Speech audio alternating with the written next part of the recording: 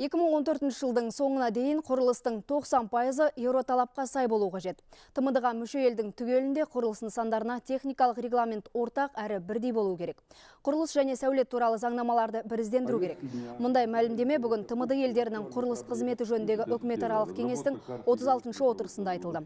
Отырыс барысында 10 мәселе талқыланды. Оның әуелгісі әлгінде айтқан нормативтік техникалық құжаттарды үйлестіру. Оның ішінде кеден одағы мен ТМД-ға қатысушы мемлекеттерінде ұлттық заңнаманы Еурокод талаптарына сай өзгерту. Және құрылыс саласындағы қырғыз тәжірибесін енгізу.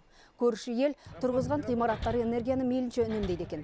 Жиынның соңында бар тарап құрылыс саласындағы соңғы жаңалықтармен бөлісіп отыруға келісті. Ол үшін ортақ бір мекеме ашпақ.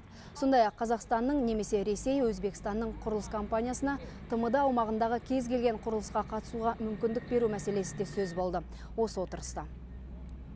Қырғыз елінің де, Ресей елінің де, Әзербайжан елінің өкілдері қойып отырған ортақ бір мекемені белгілесек екен. Бәрімізге бірдей барлық информацияны жинап, сол жеткізіп тұрса екен, ортақ жұмыс жасасақ деген ұсыныс жасалып жатыр. Оның бәріне әрине бізде мақұлдаймыз бұндай жағдайды.